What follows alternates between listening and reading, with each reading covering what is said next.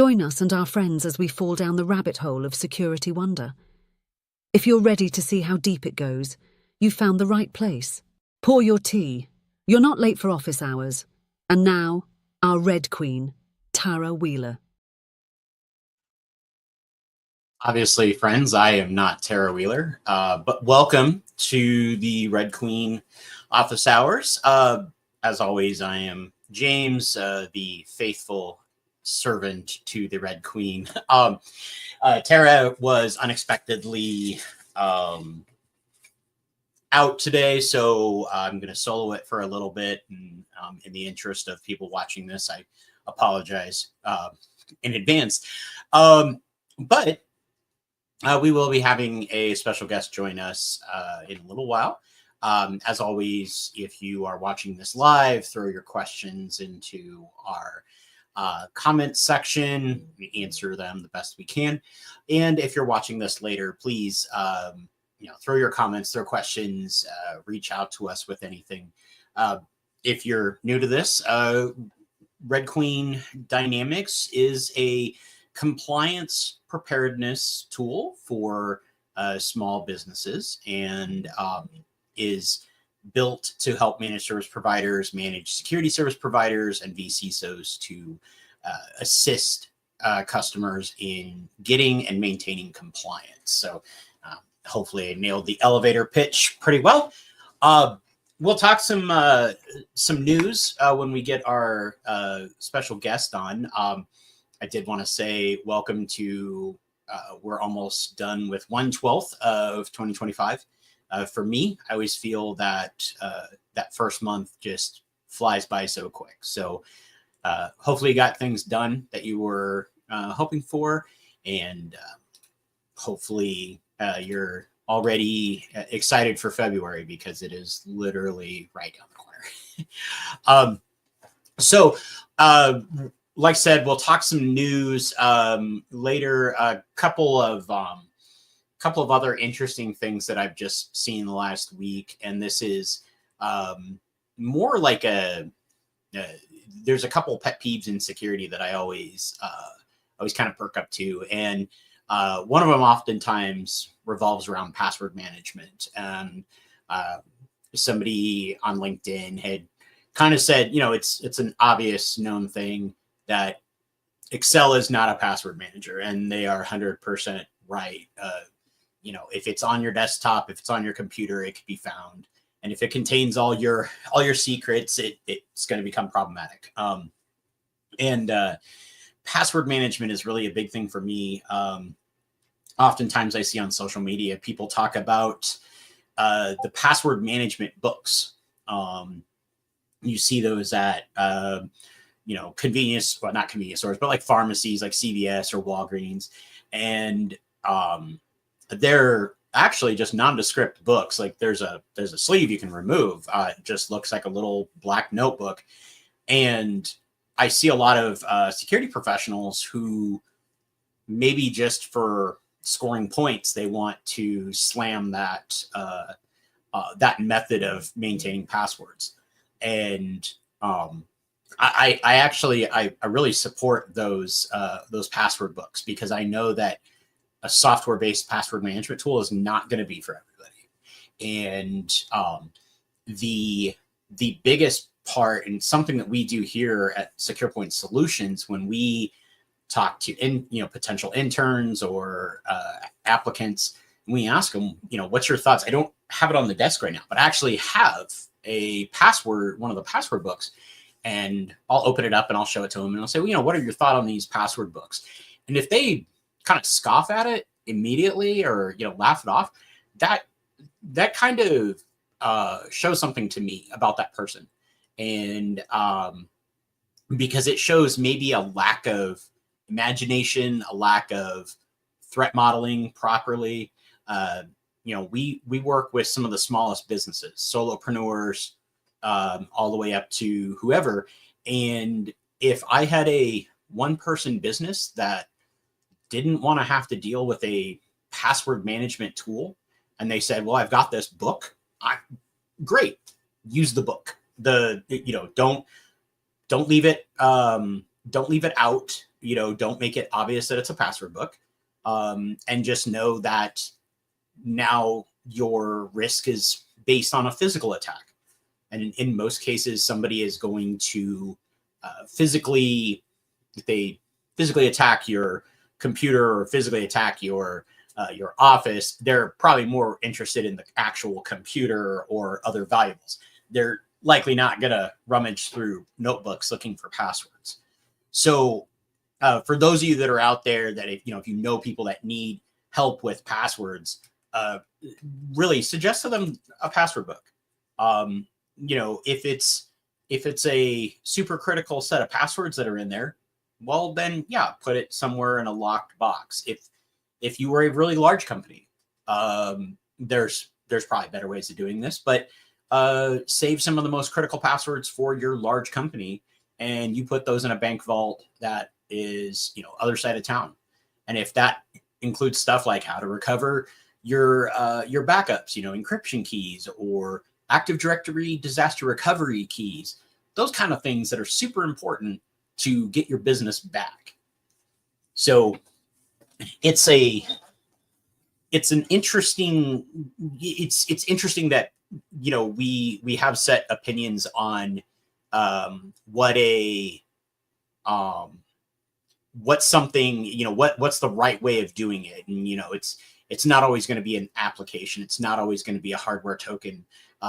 It's you're trying to get something where it's good enough, it's strong enough, and most importantly, you understand where those risks still reside. Whether it's you're now giving up, the risk of physical attack, now exposing your passwords. But it's far better than having a password Excel file on your desktop or passwords.txt. It's something that when we do security assessments, we run into, it's one of the first things I look for is I try to search all the computers for a file that named passwords. And a lot of times we find them. And unfortunately, a lot of times they're not honeypots. They're not honey accounts, which was actually something that I had talked about as I mentioned, in the beginning, that people were talking about not using Excel as a password manager. No, don't use Excel as a password manager, but maybe use Excel as a fake password manager and utilize some cyber deception. So with that, and if you're not familiar with that, there's an organization, Canary Tokens, Thinkist Canary specifically, but they have a free website, canarytokens.org.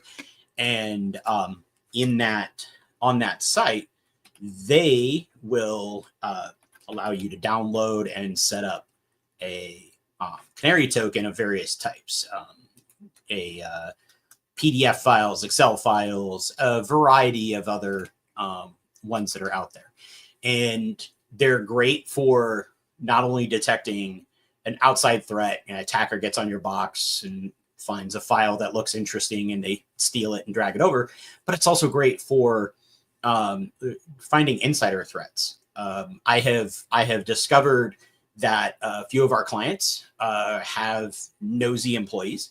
They might poke around on a share drive and open up some things, and then we're not in the HR business. We're instead in the risk and privacy business. So we often will ask the business owner, say, hey, should somebody from this department have access into this folder? If not, okay, we probably should fix that. So it allows us to understand maybe some roles that aren't quite set up correctly, or that there's permissions that are just too loose. And also it kind of shows that, yes, you do indeed have a nosy employee, and that might be something you need to address. So yeah, the Canary tokens are great. Like I said, cyber deception's a fun piece where in a lot of instances you can slow down an attacker. You can cause an attacker to just want to give up, because if everything starts looking like it's a honeypot or it's some sort of a trap, they may want to go elsewhere. It's a tool that you're not going to be 100% reliant on it, because having an attacker interact with something on the inside of your network is obviously, it shows that a lot of other things have gone wrong because the attacker is on the inside. But there's a, we talk about layered security, layered defenses, and since it's something that's free, easy to implement, it's worth consideration. There's advanced versions. We use them for some of our clients, but they all kind of do the same thing to alert you to that potentially some of your data is being looked at by somebody that shouldn't. So again, throw in your questions, or even just say hi. This is always tricky when you're doing a webcast for a little bit and you're by yourself, and there's no audience, no feedback. So I probably should have got a laugh track or brought my dogs in here to look at me. But that would have also required me to have snacks with me. But if you do have thoughts, we love to hear them. Our guest will be here fairly soon. So other topics that I thought we could at least discuss a little bit is, let's see, not necessarily a news article, but I was going to find something here for us. And this is where the show kind of starts to fall apart. Well, okay, so the one big thing this week was just that how DeepSeek, the new AI, and it's somehow done cheaper and better and faster, and it's starting to sound like it might be something put together thanks to maybe some IP theft or data theft, whatever you want to call it, of copying from OpenAI.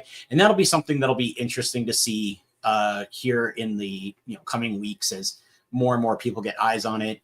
The one thing that I'm telling people right now is, just like any other platform, you're giving information, and a lot of times when you're giving that information to a very low cost or a free service, the product is actually you, or the product is actually your information that you're giving. Social media has been built on that. Your information and what you talk about is the product, and that's why things like Facebook and LinkedIn are free. Or at least the basic versions are free. So something to think about, something to, when you talk to people, especially ones that are outside of IT, and they bring up, oh, I'm looking at this new tool, this new app, it's free. You start to question, how's this company making money? Is it because they're showing you ads? Is it because they're showing you information? What drives that? So always kind of keep that in mind. But again, and I haven't played with DeepSeek yet. I probably will at least set something up to tinker with it. I know we've talked about it over at Red Queen and at Secure Point Solutions. And we'll see. I mean, if it's genuinely a competitive product, competing products drive continued innovation. But if it turns out it's kind of just a copy paste job, then I'm guessing the market will kind of handle it the way that it needs to be handled. Definitely not something that most people need to worry about right now. So don't just go start telling your life story to DeepSeek, or even don't tell your life story to any chat AI system. That sounds terrible. But that's the information, the world that we live in when it comes to information nowadays. So I'm going to take just a pause to drink some water here, and then hopefully within that time, our special guest will be joining us. So you get to watch me drink from my giant cup. So,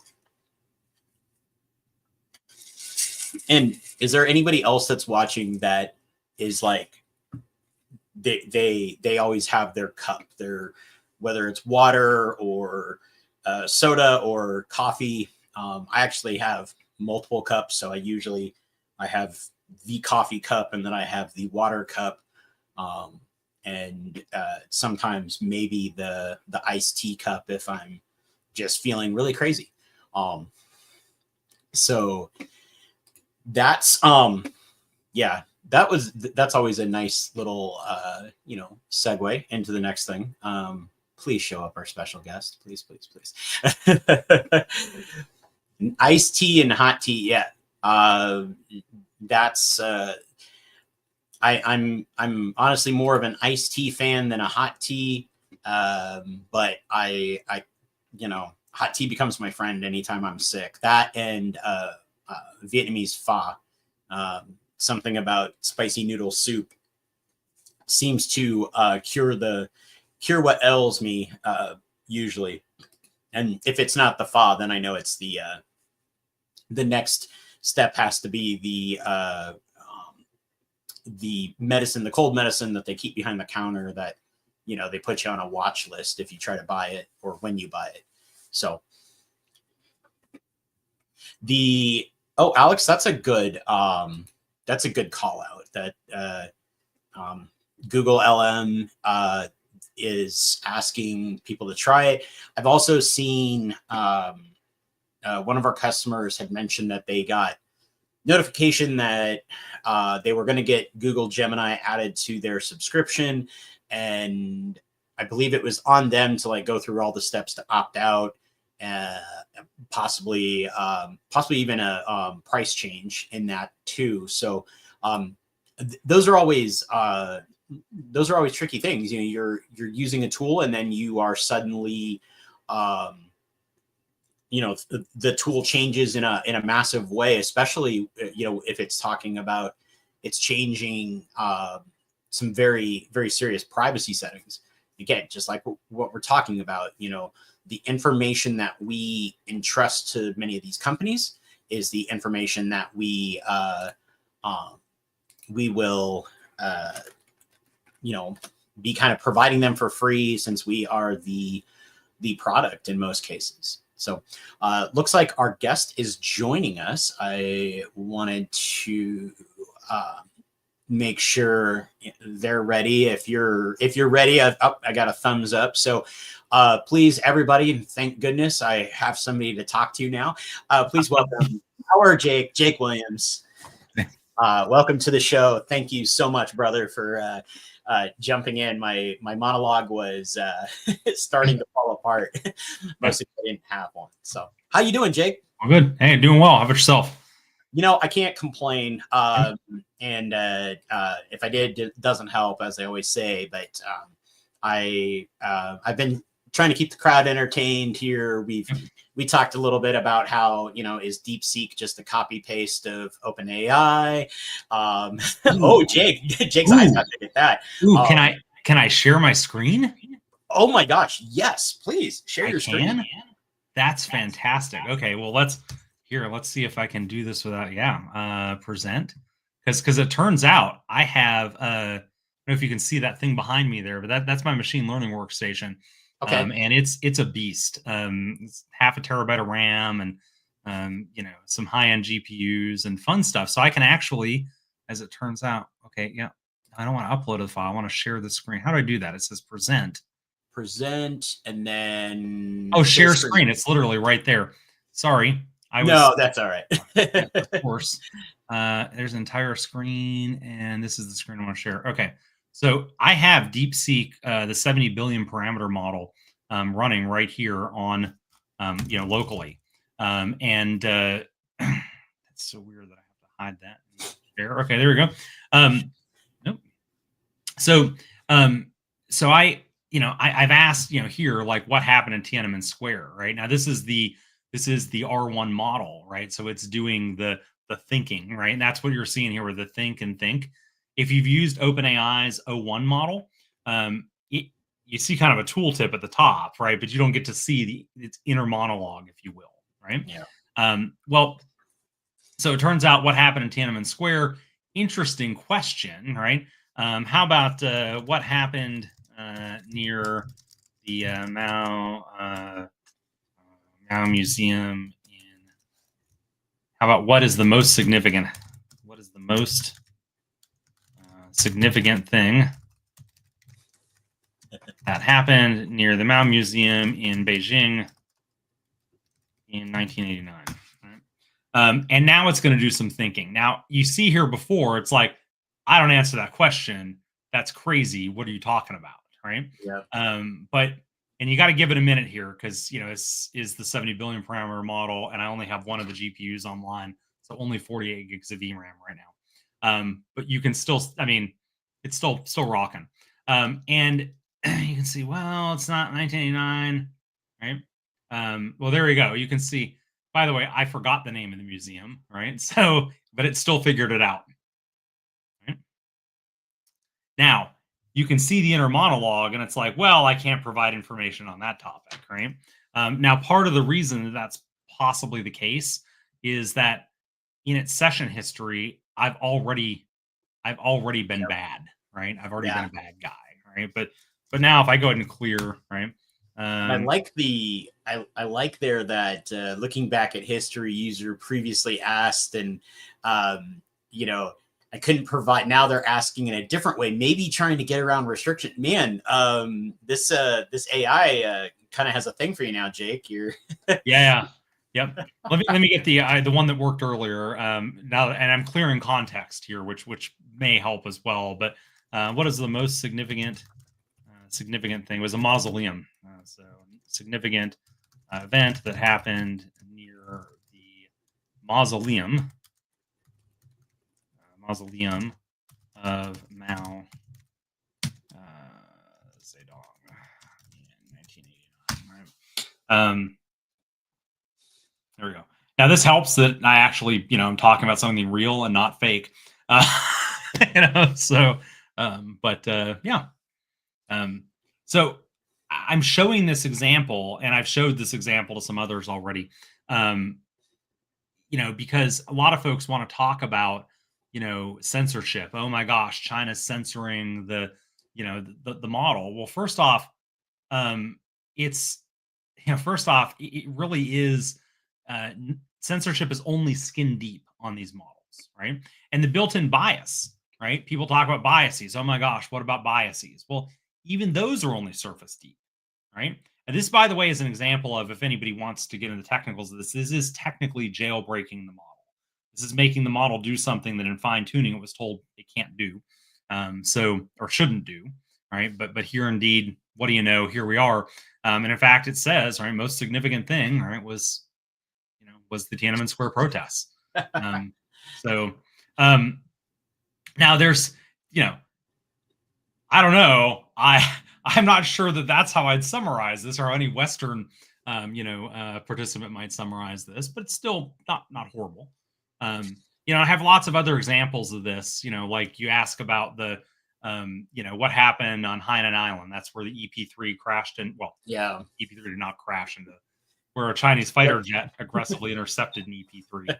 You ask about Hainan Island, it's like, whoa, not talking about that, right? Yeah. You ask about mid-air collisions with an EP3, right? And who's at fault, and it'll call out explicitly that it was the Chinese, fighter jet pilot that was at fault. Speaking of the South China Sea, I'm gonna have to send you something and see if you can ask it on my behalf for some other work that I did down there. So and this is this is kind of, if you were using this to try to help write a term paper, like you said, the response that you finally elicited from it, that response is so same washed. It's so it doesn't, it makes it sound like it was just, it was a little bit of a disagreement, right? And we went our separate ways. Well, no, some of you went to like whatever the Chinese version of a gulag is, but the it's that example of we're relying on technology, and it's going to have those inherent biases. In this case, it's going to not talk bad about China or their government, and a a future AI might not want to talk bad about other countries. So it also, Jake, I think this this gives you this starts to build a framework. I feel like where you can start testing AIs against those. So, if one comes out and says, well, it's, it's based out of England. Okay, cool. Can we talk about, some terrible things that happened in, Britain's history and see how it handles those? Or if Japan came out with one, asking them, hey, what were the Japanese doing in, Manchuria in 1941 or something, and see how that goes. Or hiking. They were hiking. They were hiking. Isn't yes, that they were. No, that's not the case. Okay. Right. Yeah. That kind of changing up of things. But no, and like I said, like I dropped in the comment, that's a total pro move. Like, oh, you talked about AIs. Let me show you something, and you just roll right into a demo. That's why you are truly one of the wizards of our industry. So, by dumb luck, you're talking about something though that like is top of mind for everybody. And it turns out I'm doing a big hour-long presentation on this for IONS tomorrow. So okay. The executive teams, for the folks that subscribe or the Institute for Applied Network Security, Hunter Strategy, where my day job is at. I just did like malware Jake. I should put VP of R&D over at Hunter Strategy. Since that's what pays the bills, as it turns out. But for sure. We're doing a bunch of, obviously, both the government and private sector, doing a ton of consulting on AI security, and I'm a lead for that. So this stuff, as DeepSeek came out, right? Like, and it kind of sucked because, we had this obviously broke last week, right? But I, of course, had, by dumb luck, I had a tabletop on site with a Hunter client on Monday. I had to fly to California for, and I'm like, I'll get it when I get back. Man, Monday afternoon, like the client that I'm with already, their stock price is down like 10+%, right? Monday morning because of, fears around spending they're not an AI company explicitly, but they're in the blast radius, let's say. Yeah. Right. And so I'm like, no, it's cool. And then meanwhile, I'm like, connecting back to the home line. I'm like, okay, download DeepSeek right now. Right. And I'm playing around with different versions of the model. 70 billion parameters, the biggest one that I can fit in the GPU, the only one that's online right now without it being quantized. But so that's like that many that much work on that computer. What is that, like 3 tabs of Chrome nowadays? It's 48 gigs of GPU memory on the A6000, and then, like I said, if I have to run everything in CPU, it's half a terabyte. But it's so slow. It's so slow.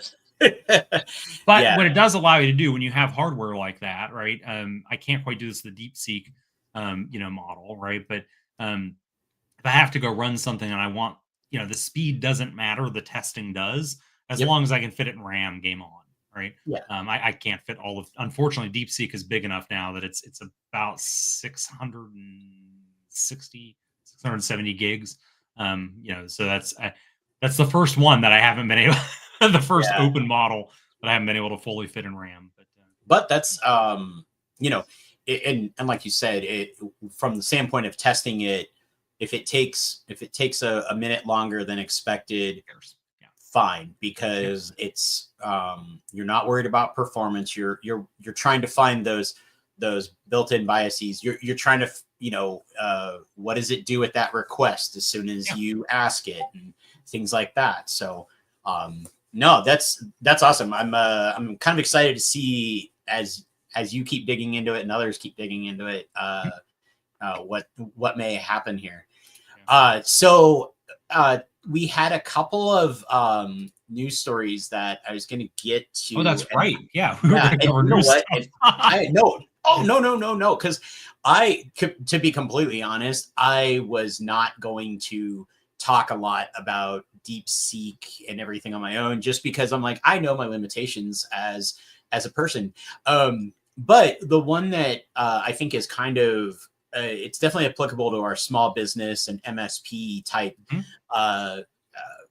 customers and friends and everything is this. And this one I grabbed from Bleeping Computer, talking about how, let me find the right article and then share it out. That's always the trick here.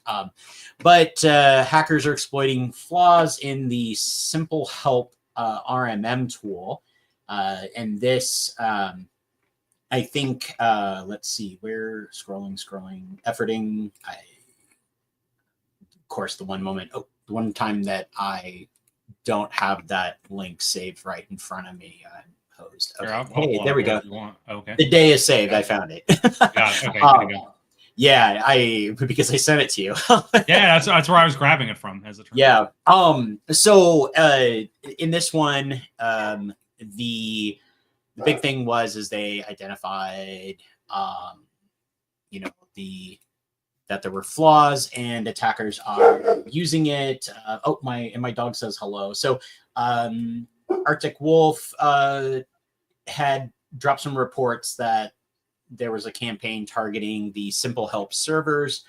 I will admit, I don't know if I've seen Simple Help RMM used, so not one I'm really familiar with, but having seen the Kaseya attacks over the years and a lot of the things with Screen Connect and whatnot, from an MSP standpoint, this is nightmare fuel. If you're running an MSP and you're not thinking about what would happen if my RMM got grabbed, we should probably talk.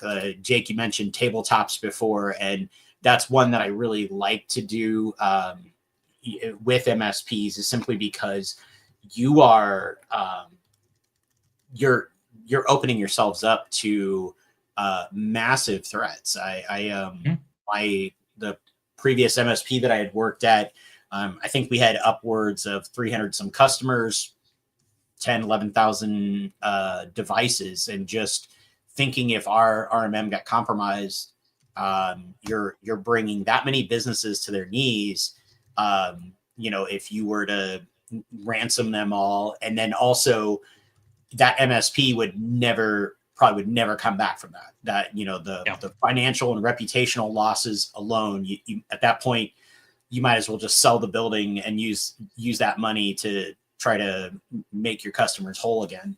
So patch your stuff. That's always the big things. Be fortunate that this was a something that is patchable. Looking here at this 580 vulnerable instances, with the bulk of them being here in the United States, and then of course the attackers, they're doing things like running net and NL test, and that kind of even just opens up another piece to this, is that your customers, if you're an MSP, your customers, in very few cases should any user of one of your customers be running net, and definitely not NL test. I've always joked with people, and I said Bob in marketing does not need PowerShell, and that is a million% true. Yeah. Well, the problem, unfortunately, right, is, as I'm sure you're aware, right, is that Bob in marketing is not running PowerShell directly, but his user account is, right. And so that's really where the rubber meets the road on. I can't block PowerShell, right? But I can block the PowerShell explicitly, right? But I can look at process lineage, right? Where did it come from, et cetera, right? So And Nico, you ask a really good question. Why not separation between clients and RMM? And let's just be real. IT people tend to be lazy and frugal with some of their money. So the account that opens the RMM console for the MSP, all of their customers are inside that console. And if you split that out, where now, so like I said before, or my old company, they had 300 plus customers. If I had to have 300 different logins to get into an RMM, I probably would have quit day one. Even with like a password management that's going to copy paste that in there, that's not going to be fun. Because also then somebody is going to say, well, we need one centralized console so we can then push out patches and updates, because you don't want to go around and patch 300 and some odd customers every month separately. So again, you've gone back to a central console. You could certainly put a lot of controls in this case. This just comes down to those servers were compromised, because they had faulty software. And Jake, you talking PowerShell, I've had this battle for years with various customers of various types where they're like, we need to turn off PowerShell. And so the crazy thing is that there exists a setting to turn off all your admin tools for Windows. It exists inside Intune. Specifically, it exists inside the education portal of Intune, which even if you're not an education company, you can click that. Now, there are some limitations to that. I've found ways to get around that, but it definitely creates a level of friction to being successful in that. I find that most of the value I get out of blocking, and 100%, right? But if you read the fine print with Intune, you'll note that there are things that will break, because some of being real, some of your control panel applets are now backed by PowerShell, right? Meaning they are GUIs that are calling into PowerShell commandlets to make some changes, right? There are things that just, having tested that, I'm familiar with the setting. I typically go back to folks and say, if you want that good balance of security, right? Is to go to PowerShell constrained language mode. Yeah. And because that doesn't break your control panel applets, right? PowerShell constrained language mode stops, like, I don't want to say put a percentage on it, but let's just throw out there the vast majority of the nastiness that your threat actors and red teams want to do with PowerShell. Constrained language mode breaks that. Yeah. While still allowing for the vast majority of so it's one of those rare cases of something that really does achieve a good security balance.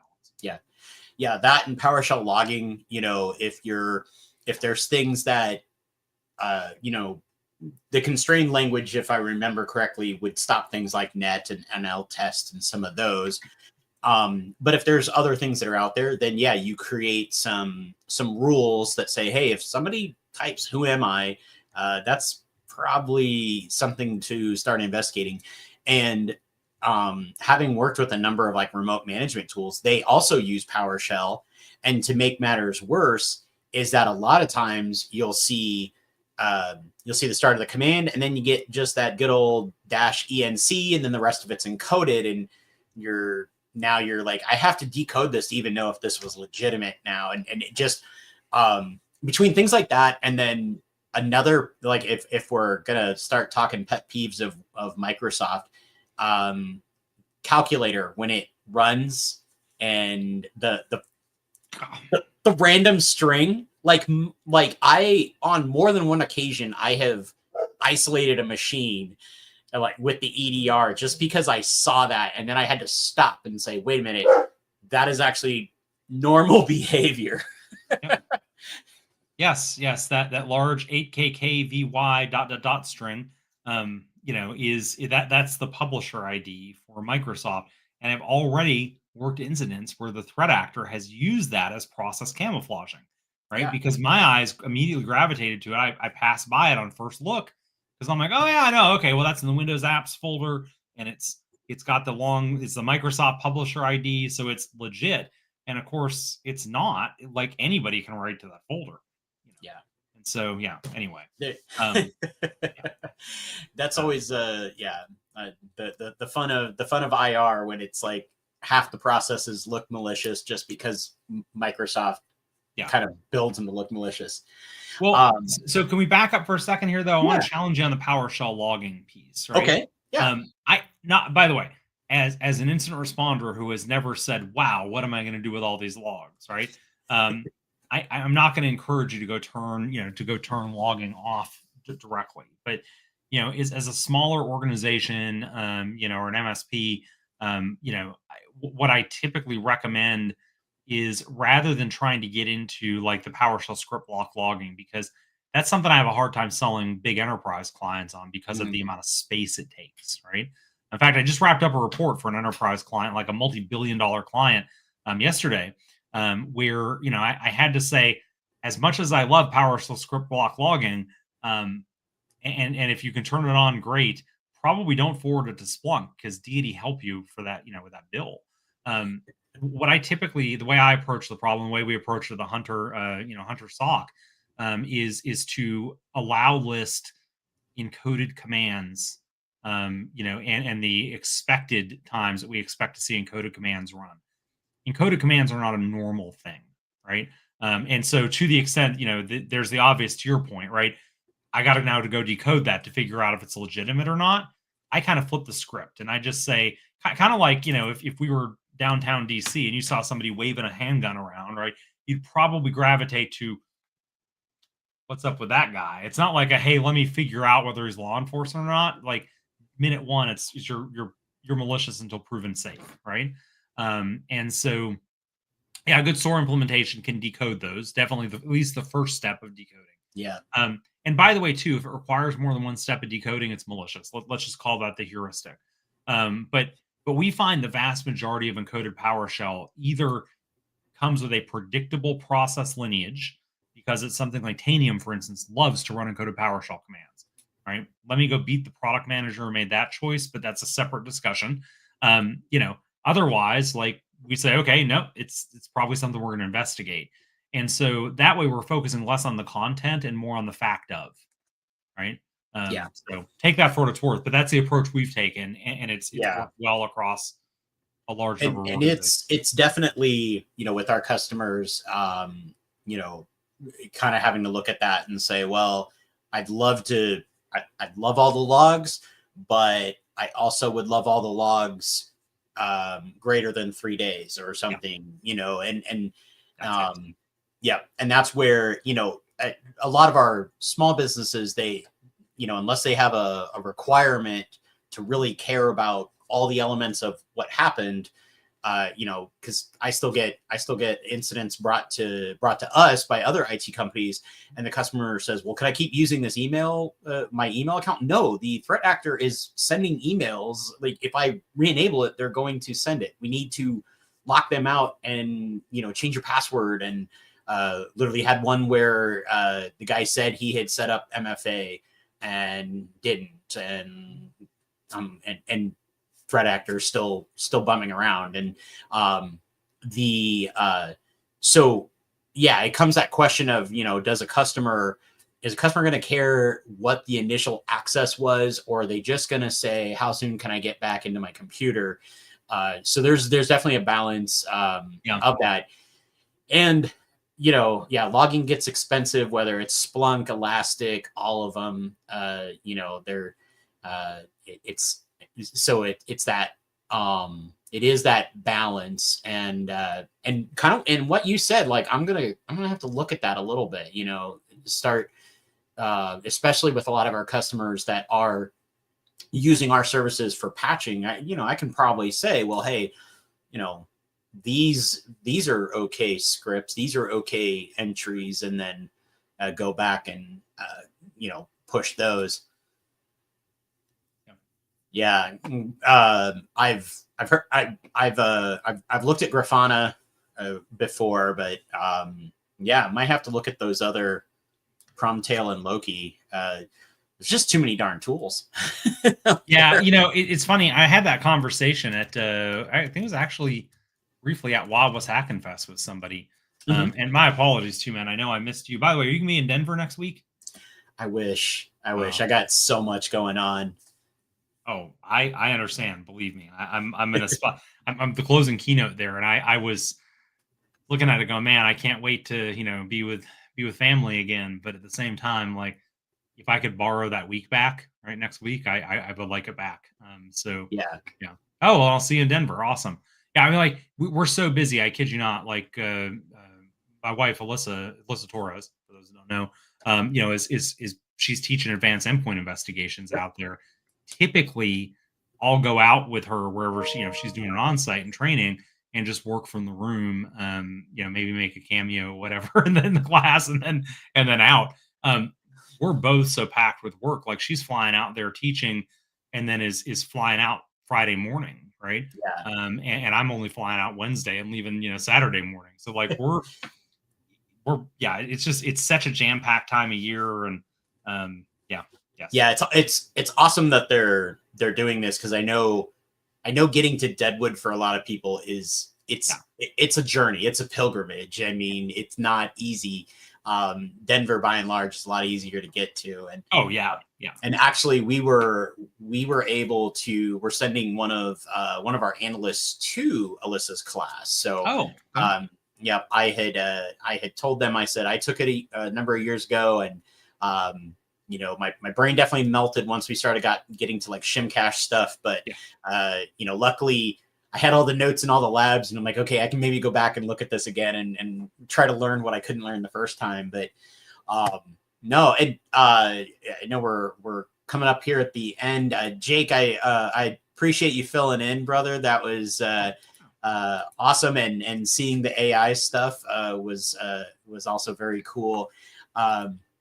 And for those of you, if you're going to Wild West Hacking Fest in Denver next week, find Jake, say hi. He doesn't bite. I'm gonna be tuning in remotely as much as possible. So from all of us here, Red Queen, Secure Point Solutions, Malware Jake, have a great rest of your week. We'll see you in February. Bye for now.